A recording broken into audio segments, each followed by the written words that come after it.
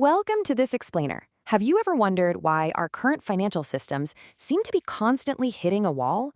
Well, today we are unpacking a truly fascinating academic framework that maps world religions to modern economic theory, and it reveals exactly why our system is failing. It's an incredibly unique lens, merging ancient wisdom directly with modern markets. So let's just get right into it. Here is our roadmap for the day. We're going to build a four-part matrix showing how ancient religious philosophies uniquely explain the stages of a healthy, circular financial world. We'll start where economics meets ethics, then move through Taoism, Buddhism, Confucianism, and Western religion before bringing it all together to restore the economic cycle. Starting off with Section 1, Economics meets Ethics, the two faces of society. We usually try to keep these completely separate in our daily lives, right? But as we'll see from the source material, they're deeply, fundamentally intertwined. Okay, to really ground this incredibly dense theory, I want you to think about a surprisingly simple question from the text. How do you acquire and eat an apple? I know, it sounds ridiculously basic, but the way we answer this actually defines our entire economic worldview. Interestingly, three totally distinct economic schools look at that exact same apple through completely different lenses. The marginalist is just looking at efficiency, right? Asking what's the cost versus the actual utility of eating it. Then you have the institutionalist stepping back and asking, wait, is this fair? Examining the historical justice of the institutions that brought it to you. And finally, the donation perspective just asks, who gave it to me? Focusing entirely on the ethics and the human connection of the exchange. This simple apple problem perfectly reveals the Janus faces of our society. Economics is driving the efficiency of getting the apple, the goodness, the adaptation. Meanwhile, ethics demands justice and rightness in the process. And the truth is, both of these faces are absolutely necessary. You literally cannot have a fully functioning, harmonious society with just one. Which brings us to Section 2, Taoism, Saving, and Freedom. This is our first real pillar of the economic cycle, connecting ancient philosophy directly to saving and the paramount value of personal freedom. The core logic here is a bit of a mind-bender. It's the Taoist mantra, X is negative X. Opposites complement each other. By embracing non-action and denying the present, you're actually preparing for the future. It's all about saving up and accumulating energy quietly. It's kind of like water peacefully pooling up behind a massive dam. There's a famous line from the Tao Te Ching. A Tao that can be spoken as Tao is not the eternal Tao. And that perfectly captures the fluid, hands-off vibe of this philosophy. It translates directly into a minimal interference view of the state and the economy. You don't force things artificially, you just let them happen naturally.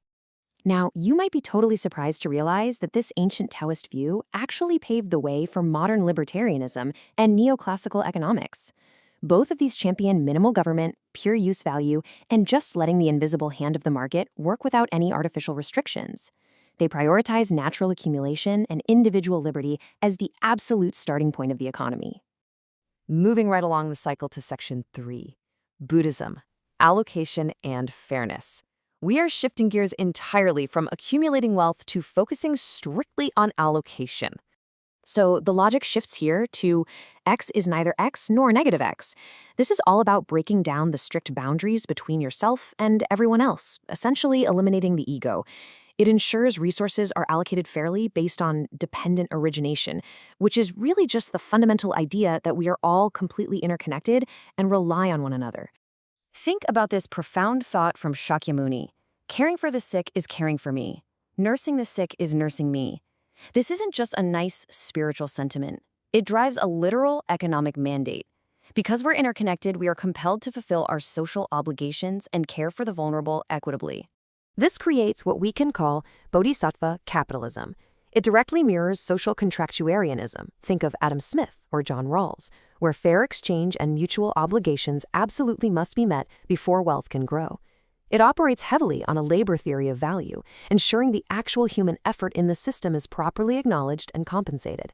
Next up is Section 4, Confucianism, Production and Utility. The text aligns this deeply structured philosophy with the massive engine of production. The Confucian mantra is super clear compared to the last two. X is X and negative X is negative X. There is zero ambiguity or paradox here. We're talking strict roles, clear distinctions, and solid identities. These are totally necessary to organize human society for massive, efficient collective production and day-by-day renewal. And this intense drive for continuous innovation mirrors Keynesian economics perfectly. It's all about entrepreneurship and creating value to generate the greatest happiness for the massive collective. It leans heavy into sign value, meaning things hold worth not just for what they do, but for what they represent in society. That is what propels the ultimate production engine. All right, bringing us to Section 5, Western religion and the gift. Interestingly enough, in this economic framework, this tradition represents the ultimate stage of consumption. The governing logic here is simply X is everything. This represents the concept of connecting all people as siblings through universal love. And in our economic cycle, this universal love acts like a fire, actively and generously distributing all that wealth we just produced and allocated in the previous stages. Now, check out this quote from Matthew. A man's enemies will be the members of his own household. Sounds pretty harsh, right? But out of context, you miss the point. Early Western religion prioritized the broader spiritual community way over insular blood ties. It ensured that accumulated wealth wasn't just hoarded by individual families, but distributed outward to absolutely everyone. Ultimately, this original Western religious ideal aligns not with modern greed, but with communitarianism and institutionalist economics. It's an economics of the gift. It focuses entirely on symbolic value, where the true, ultimate worth of goods is found purely in giving them away to those in need. We've covered the 4 pillars, so let's step back for Section 6, restoring the economic cycle, and look at how these philosophies lock together. When you see the entire blueprint side by side, it's pretty mind-blowing. The connections are seamless. We match each ancient religion to its economic stage, its value theory, and its fundamental logic. Taoist saving, Confucian production, Western religious distribution, and Buddhist allocation. Put them together, and they create a perfectly balanced macroeconomic system. You get this beautiful, continuous loop of a healthy economy. We save, we produce, we distribute, and we allocate fairly, which naturally allows us to save all over again. It's a vital, living cycle. But, our modern systems totally broke this by obsessing only over linear, infinite accumulation, completely ignoring the vital necessity of those other stages. So, I want to leave you with this thought. As we face the mounting environmental and social crises caused by our linear casino capitalism, how can we actively move away from endless accumulation? How do we bring this ancient, balanced circularity back into our own modern economic lives? It's a huge puzzle, but something we all deeply need to consider. Thanks so much for exploring this framework with me today.